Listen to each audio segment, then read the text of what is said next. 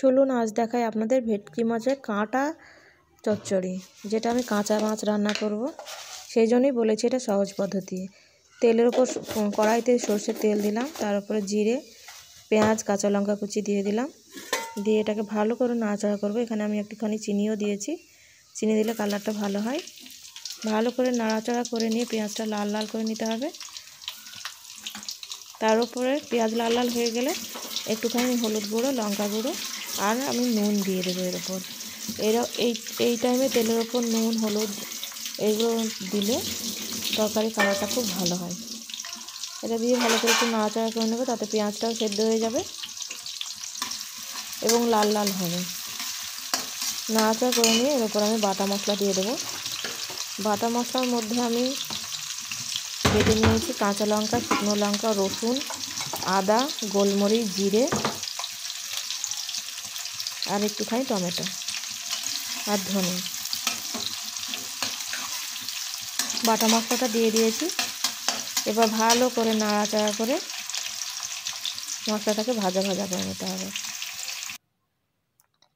মশলাটা নেড়ে ভালো করে ভাজা ভাজা হয়ে গেলে একটুখানি জল দিয়ে দিয়ে মশলাটা কষিয়ে নিতে হবে। একটুখানি জল দিয়ে দিয়ে মশলাটা কষিয়ে নিতে হবে। ভালো করে মশলাটা কষাতে হবে, মশলার কাঁচা গন্ধ থাকা চলবে না। জল দিয়ে দিয়ে মশলাটা ভালো করে কষাতে হবে। দুবার তিনবার জল দিয়ে দিয়ে মশলাটা কষিয়ে নিলাম। এই পর্যায়ে মশলায় আর কোনো কাঁচা গন্ধ থাকবে না। মশলাটা কষানোর পর যখন দেখব একটু জল শুকিয়ে আসছে, মশলাটা ঢাকা দিয়ে দেব। 1 মিনিট পর আবার ঢাকনাটা খুলে মশলাটা ভালো করে নাড়াচাড়া করে নিচ্ছি। মশলাটা নাড়াচাড়া করে দিয়ে দেবো মাছ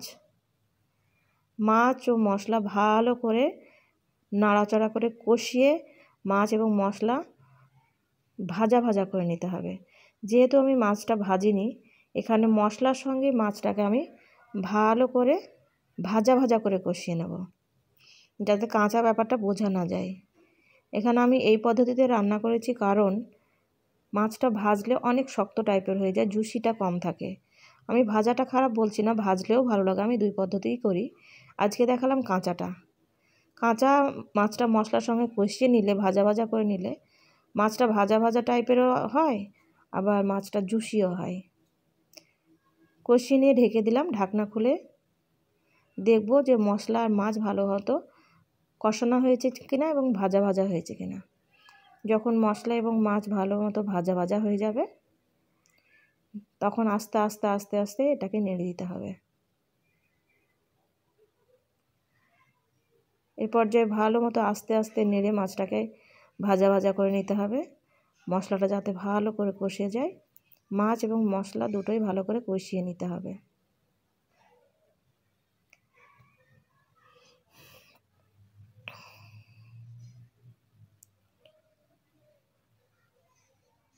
ভালোভাবে কষানো হয়ে গেলে যখন দেখবেন ভাজা ভাজা হয়ে এসছে, তখন এটাকে একটু ঢাকা দিয়ে দিতে হবে।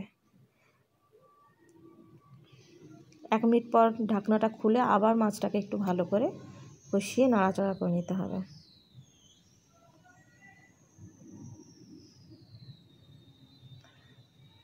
নাড়াচাড়া করে এই পর্যায়ে আমি দিয়ে দেবো গরম জল। খুব বেশি জল দেবেন না, মোটামুটি দেবেন আন্দাজ মতো। এবং নুন চিনিটাও ভালো করে আপনারা পরীক্ষা করে দেখে নেবেন নুন চিনির পরিমাণটা ঠিক আছে কিনা।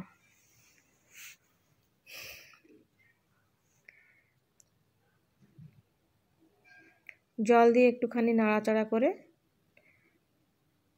গরম মশলা দিয়ে মাছটাকে ঢেকে দিতে হবে।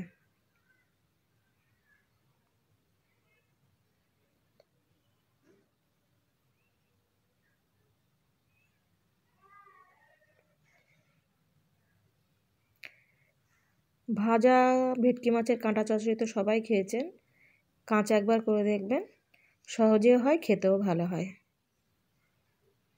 ঢাকনা খুলে আমি একটু নেড়েচেড়ে নিচ্ছি। নাড়াচাড়া করে ভালো করে ঝোলটা কমিয়ে কষা কষা হয়ে গেলে মাছটা আমার রেডি হয়ে যাবে। আবার একবার ঢাকা দিয়ে দেব। মাছটা এখনও ঝোল বেশি আছে, ঝোলটা আর একটু কমিয়ে নিতে হবে। এই পর্যায়ে আমি ঢাকনা দিয়ে দেব।